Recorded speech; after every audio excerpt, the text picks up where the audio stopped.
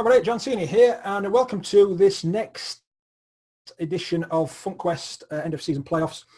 And we have the number one seed with us today. Not that that counts for anything in this game now. Ben Reuter, Funky Thinker number 138, with a fantastic score of 291. And up against Ben is Funky Thinker number 143, Kat Mclead. Now, you guys are both in the US, right? Yeah. Here we go. Right. So if you are listening to this on a bus, a train, or wherever you listen to it, in about 15 minutes, you'll need to have a pen or a piece of paper handy because you can vote for one of these Funksters to go through to the next round. So be sure that you have that handy. Now, I think it is an advantage to go second in this edition of the game. So because Ben's number one seed, he gets the advantage.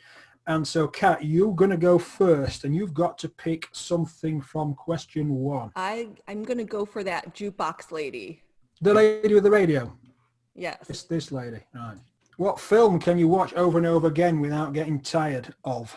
Or movie, as you call it? Crazy Rich Asians is what I've watched over and over again at this moment in time because it has beautiful scenery, opulent food. I love food, and I love that Asians were represented in the media because when I was growing up here in the United States, I almost never saw an Asian in the media, and I definitely didn't ever see Asians on the big screen, like celebrated in such a great fashion. So that is a movie that I actually purchased on Blu-ray, my first Blu-ray purchase. Yep. And I don't know, like 5 years instead of watching it digitally. And I do enjoy having that going on in the background. It's lighthearted fun with a lot of beautiful scenery. What's it called? Crazy Rich Asians? Yes. I've not heard that. Is that, can I watch really? that? Yeah, Netflix. Can I find that or somewhere like that? I mean, it was actually one of the first Asian-led films that a big movie house released. So that's why it was a big deal for the Asian population. Yeah. And in the US, people flooded to it. It was the number one movie for weeks. The demographic wasn't only Asian. A lot of people brought their white friends, and it became a huge deal. And it's really changed the way Asians are viewed in media. And this just was released, I think, 2 years ago. Oh, look out for that. Thank you for that. Right. As well, same question for Ben. Same question for you.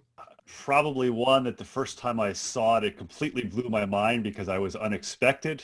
It's going back a ways. Kevin Costner starred in it, the movie No Way Out. He's a naval officer, and he's seeking out I think at that point in time it was a USSR or a Russian spy. And through the whole movie, you kind of have voiceovers and things. And literally almost the last scene of the movie, you find out that the Russian spy was actually Kevin Costner. And I still remember where I was the first time I saw it. And it just blew my mind because I'm watching it, and I was watching it with friends, and they said, "You're never going to believe the ending." It's like, well, don't tell me. And the final scene is him being interrogated by U.S. intelligence officers, I believe, and he was the Russian spy all along. And anyway, it still blows my mind to this day. I'll have to go watch that. No Way Out, Kevin Costner. Yeah, I'll go watch that. Thank you. Right, so next question two. Ben, you get to go first. Well, on my podcast, I actually interviewed a few years back ladies who did roller derby. So let's go with the roller derby ladies on the far right. Really? What are they like? Roller derby. What is that like? Think about running around a track, except you're on roller skates, and there's two teams with two positions in each team. One position is they try to block or knock down the opponents on the other team, and the other position is they try to race around the people who are trying to block them. So what's the point? Just getting more laps, or what's the point? Advancing more laps gives your team more points. Right. Okay. Right. So it's kind of violence on roller skates. Control, but the way they instructed to me, controlled violence, because they actually the team in Pittsburgh, they have training sessions, and they teach people how do you hit other roller derby queens and how do you skate around them. So it's not just go out and play wildly. It's controlled violence, although you could still get hurt. Yeah, well, they've got knee pads anyway. Let's move on. And what profession doesn't get enough respect? I think probably the profession that doesn't get enough respect are men and women who are involved in the nursing field, whether they're working in hospitals, whether they're working in doctor's offices, whether they're doing home care. Because having worked in the medical field in the past, you really, if you don't know what's going on behind the scenes, you don't recognize that in the medical field, the nurses are what's holding it together. They're the ones who are doing the day-to-day care. They're the ones who, if they're very conscientious and they have a good relationship with the physicians, they're the ones who can, in a polite is the wrong word, but in a non-threatening way, say, hey, you know, I don't understand this. Is this right? And identify that maybe the doctor made an error, or maybe the doctor wasn't thinking about the correct patient. In addition, just the day-to-day stress that they have. I have a friend of mine who is a nurse from college, and I think it's just one of those professions that flies under the radar unless you've actually experienced firsthand or you've seen with family members or close friends the great jobs that nurses do. Yeah, I have a friend whose husband is I don't know what we call them paramedics, ambulance drivers is a bit crude, but paramedics, and they have treatment for PTSD because of the things that they see. I've actually got a friend who's involved in doing research for first responders as far as training and conditioning, and I was talking to him last night actually, and he commented on that same thing. The mental and emotional stresses are just underappreciated. The things what they see, yeah, for sure. So if there's any ambulance, paramedic, nursing technicians listening, props to you. We like you a lot. Right. Next, Kat, what profession doesn't get enough respect? Garbage men, garbage women, sanitation employees. I see them working super hard. They are, I'm going to guess, somewhat looked down upon by people because they deal with garbage. But without them, I mean, the amount of pile up would be immense, especially living in bigger cities. I live in Los Angeles. I can't even imagine just a pile up of garbage all up and down my street. And I see them running across the streets, pulling all the bins. We have 3 different bins here for compost, recycling, and regular garbage. They have to organize all that, put it all back. They're constantly working day and night, and they get like 1 day off for Christmas, and then they have to double up their route the next day. So if there's any dustbin men, garbage men, trash compactors, whatever, again, props, we love you. All right, next question. Question 3. Whose turn is it to go this time? Is it you, Kat? It's mine. Yeah.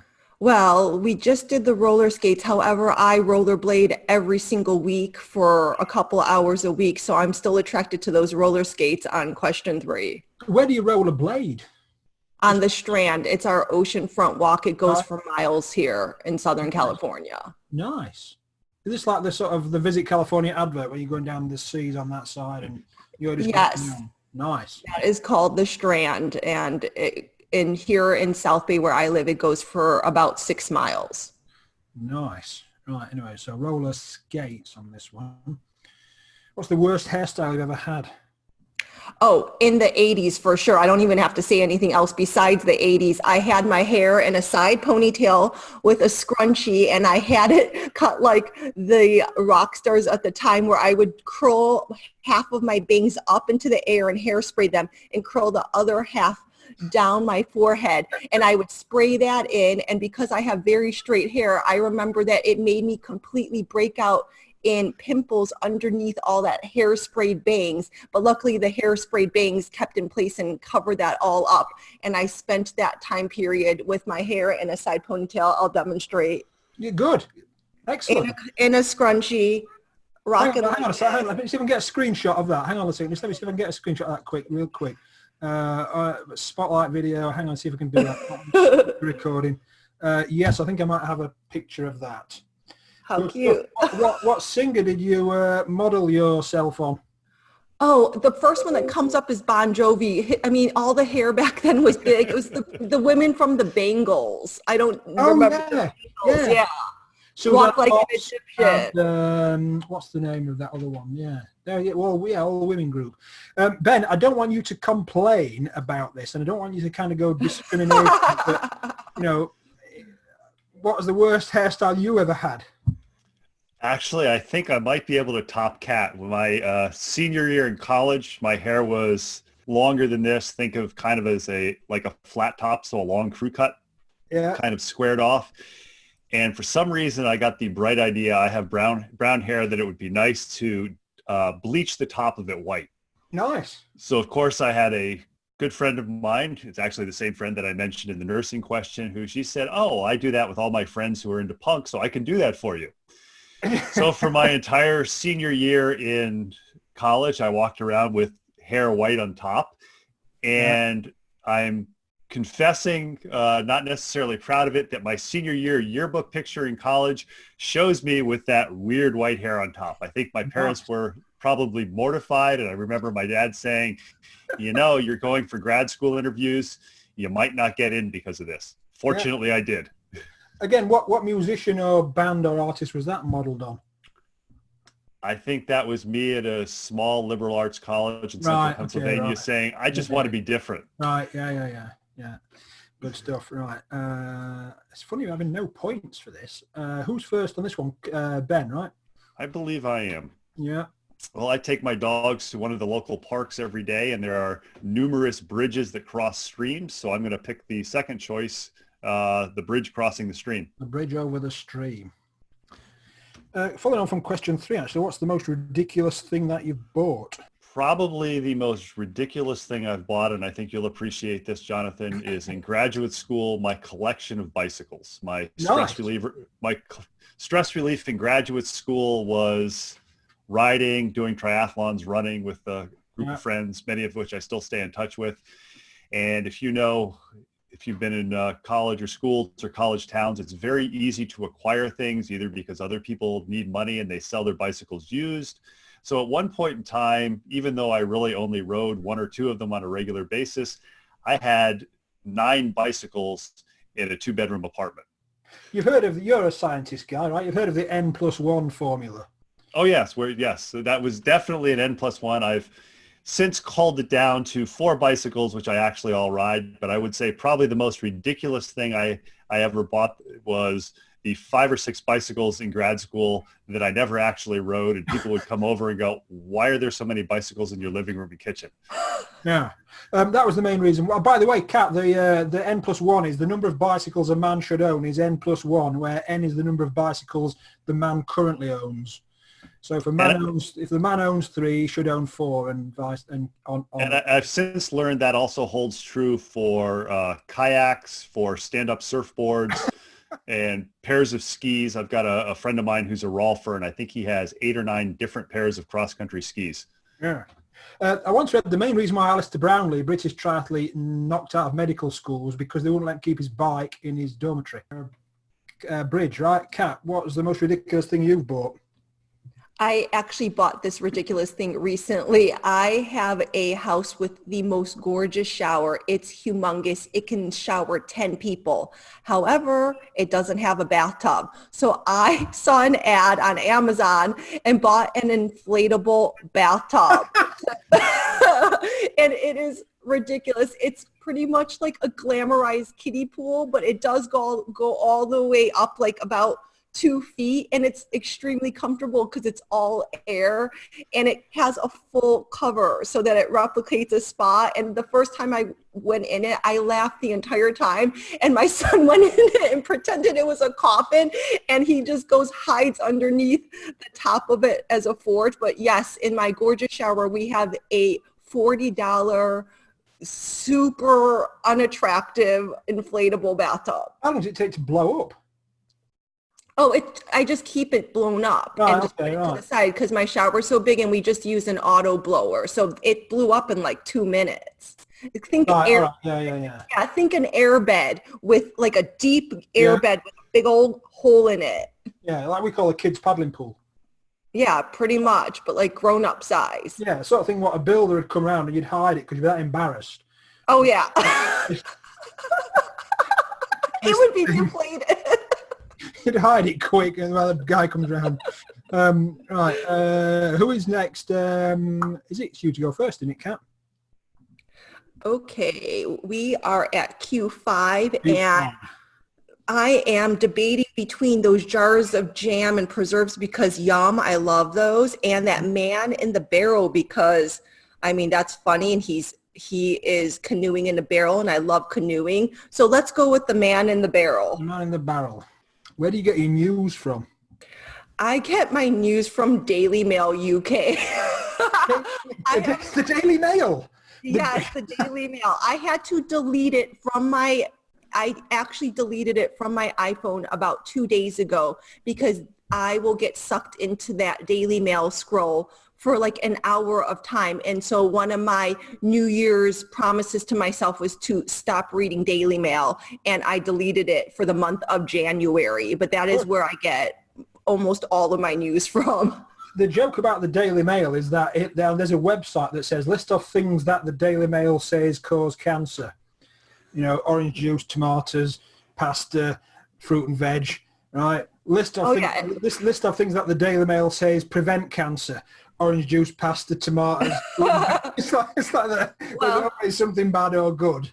I love the Daily Mail because I feel like if you just read the news on the Daily Mail, then all the teachers in the U.S. are having relations with their teenage students. And I mean, it's just so ridiculous. And there's so many typos and errors. And that's just part of the fun of me zoning out and taking a break from life while reading serious news articles. But yeah, Daily Mail is ridiculous. The Daily Mail is not a approved source for Wikipedia, which is kind of interesting in itself, but that's a whole nother debate. Let's go back to the guy in the barrel. And Ben, when do you get your news from, or where?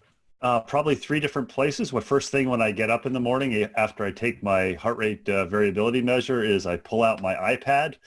I skim through the online version of the New York Times. I skim through the online version of the Wall Street Journal. And then I drop down the rabbit hole of an app called Feedly, which is a website and blog aggregator. So every website or every blog that you go to and you're like, geez, I should have gone back to this sooner because they update, this aggregator pulls it in. So I think there's 165 or 170 different websites that I can check once or twice a day and skim down and look at the headlines. And if something looks interesting, I click on it. Maybe I save it to read later, or maybe I actually get sucked down the rabbit hole like Kat does with the Daily Mail. So New York Times, Wall Street Journal, and then whatever website catches my interest by reading it through Feedly. So that's an RSS feed. That just throws it onto a pile and then squirts the latest news in. Is that how it works? You subscribe to different websites. Right, right. So if there is, for example, an article in the Washington Post or a columnist that you don't subscribe to the Washington Post or you don't read it or any other magazine or newspaper or website, then you would subscribe to that specific URL, and every time it was updated, it would appear in your Feedly feed. Right, got it. Right, okay, cool. Right, next question. The next question, it's who won? So, this is a playoff match. So we're interested in insights and thoughts and ideas that these two funksters have given you. And it doesn't need to be anything massive. It could be, oh yeah, I didn't realize that. Oh, I'll go look at that. Or I'm going to look at Feedly personally. So it's a case of who won. And if you think that Ben was the winner of this discussion, remember, we're friends. We can talk to each other without falling out. Send an email to ben@funkathinkers.com. If you think Kat was the most incisive, then send an email to kat@funkathinkers.com with the word vote or something in the subject line. We won't add you to any list or anything dorky like that. You'll get an acknowledgement, and we'll let you know when the votes are counted for who's going to go through to the next round. So, Ben and Kat, thank you so much. How can we find out more about you and subscribe to you, etc.? Kat, how can we contact you? I can be found at sahmentrepreneur.com. That's short for stay-at-home mom entrepreneur, sahmentrepreneur.com. Good, fantastic. And Ben? Best place is the website Fitness Lab Pittsburgh, FITNESSLABPGH.com. It'll have links to my FitLab PGH podcast, my Moving to Live podcast. And if you are a dog fan for FitLab Pittsburgh, 3 times a week, we do movement tip and lifestyle hack videos, which usually consist of me giving tips with my dogs on a leash when I'm walking or jogging with them in the park. Good stuff.